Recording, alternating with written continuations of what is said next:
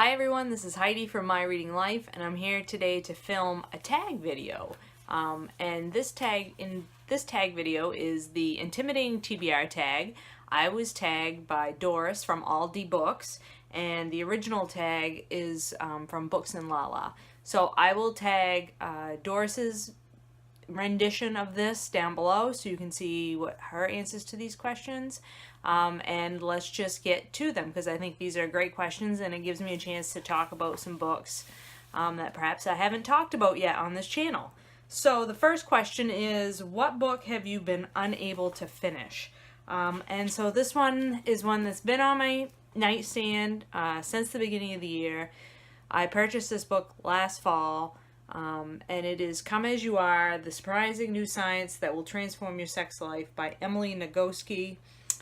This is a nonfiction book about sexuality and specifically about women's sexuality. And I'm like, if you can see, I'm like halfway through this book.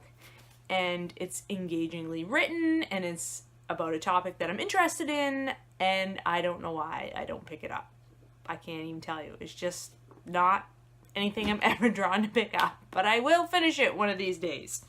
Question 2. What book? So we're going to start with this premise. What book have you yet to read because? And the question is, you just haven't had the time. Now, let's be honest. None of these books on the TBR shelf behind me, and these are all my fiction TBRs behind me. My nonfiction TBR books are on a shelf out in the living room. And to be honest, it's not because I haven't had the time that I haven't read them. So, but there are some books in which timing is everything. And this next book, the book that I picked for this prompt or this question, I feel like I haven't had the right time yet to read this because I need focus to read this book. And I really haven't felt like I've been in a place of focus. And that book is Naked Money, a revealing look at what it is and why it matters by Charles Whelan. I read Naked Statistics by this author for work purposes, and I found it really straightforward way of looking at statistics. It was kind of a refresher book for me when I took on my current job. I hadn't done a lot of statistics, science statistics work in many years, and I wanted something to like refresh my brain, and I found his work, Charles Whelan's work on that topic, to be very good. So I wanted to try some of his other books, and this one, Naked Money, came out not too long ago.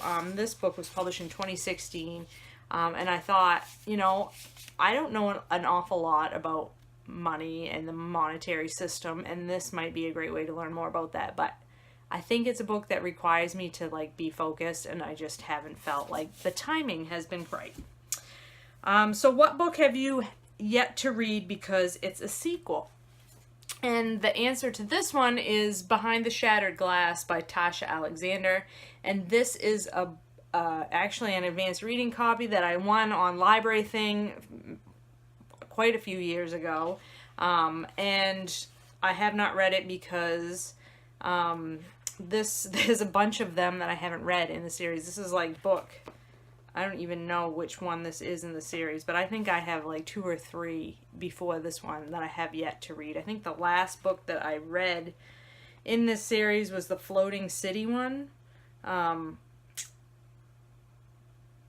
it wasn't the Floating City. It might have been, I don't remember which one it was. I'm going to have to go back and look at my list where I keep track of what series I'm on.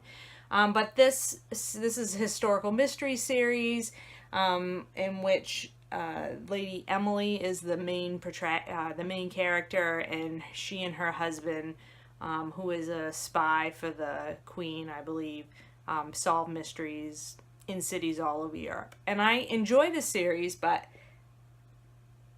I don't know, I haven't gotten through the books previous to this one in order to keep going. So there you go. What book have you yet to read because it's brand new?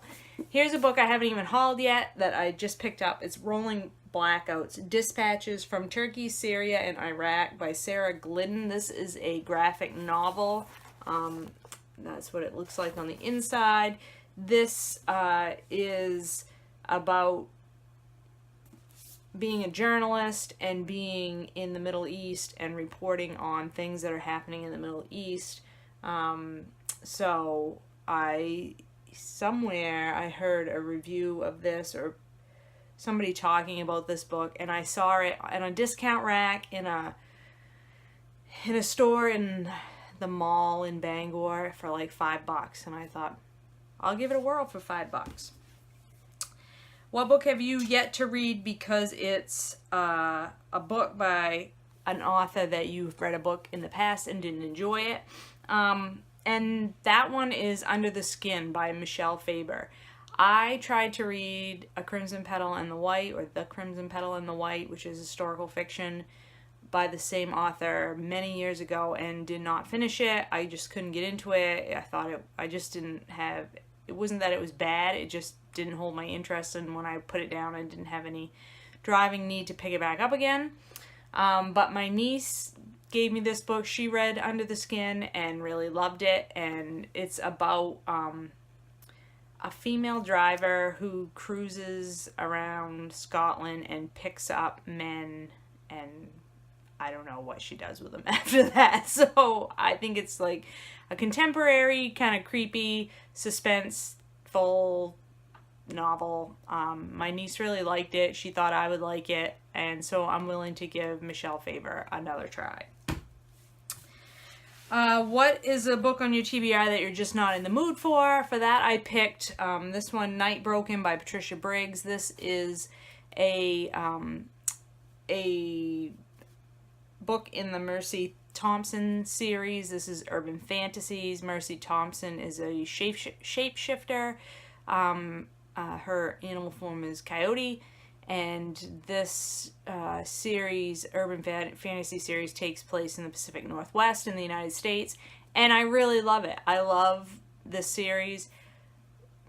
A few years ago, before I got involved in watching BookTube and sort of my reading has taken a different turn, I was super into urban fantasy. I read probably at least half of the books that I read every year were urban fantasy, and this Mercy Thompson series was one of my favorite urban fantasy series in the whole genre. And I still do love it, but for whatever reason, I just am never drawn to picking up urban fantasy anymore. So I have several of these series that are sort of half completed that I think that I will get back to at some point, because I really do like the characters and I really do enjoy the stories. I'm just, for whatever reason, I'm not in the mood for urban fantasy right now. A book that I haven't yet read because it's humongous, and that is this chunker, Grant by Ron Chernow. This is a nonfiction book all about Ulysses S. Grant. I am reading my way through presidential biographies, one for each president. I'm currently on Andrew Johnson, so Grant is next in line after I finish Andrew Johnson.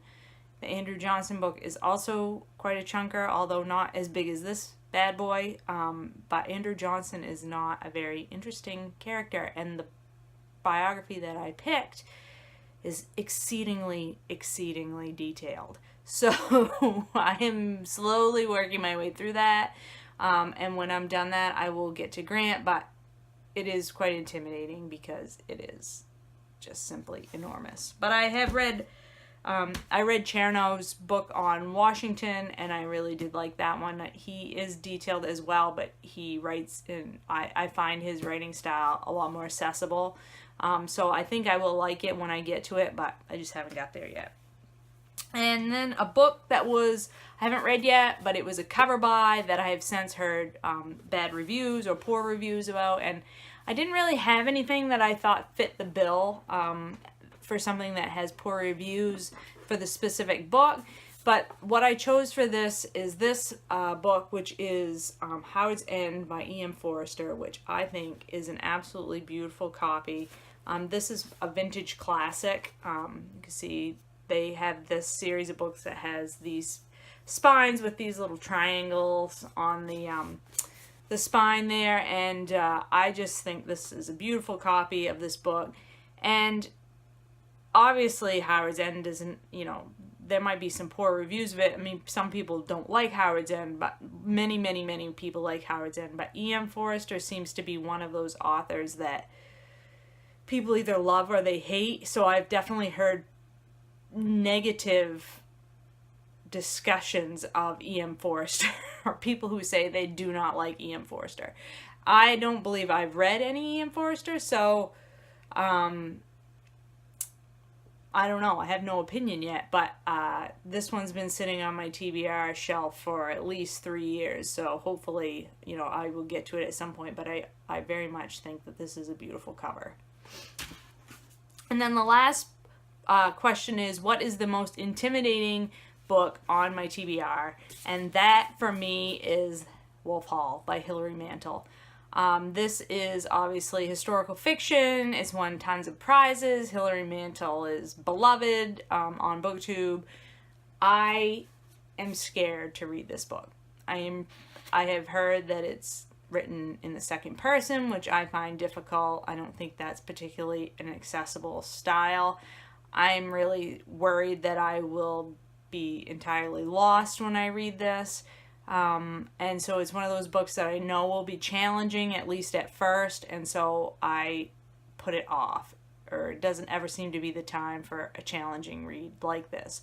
So to me, this is the most intimidating book on my TBR. It's not even the longest book by any stretch of the imagination on my TBR, because length is not particularly always that intimidating to me, but style of writing can be intimidating to me. I think that's probably the most intimidating factor for me when it comes to books, is the style of writing. If I have a hard time with the style of writing, then I'm probably going to struggle with the book in general, no matter how much I might like the story or the characters. So those are my answers to the questions for the intimidating TBR tag. I didn't think about who to tag for this, so that was something I probably should have considered before I got to this point. But if you're watching this and you haven't ever done this tag before, please do it. But specifically, I would like to tag Barter Hordes. I would like to tag Sean the Book Maniac. I would like to tag Chris from Chris Bookish Cauldron. And I will leave it at that. But again, please do this if you have never done it before and you would like to. And tell me down below in the comments if you do it, so I can come watch your video, because I think these questions are really fun and interesting. And I will talk to you later.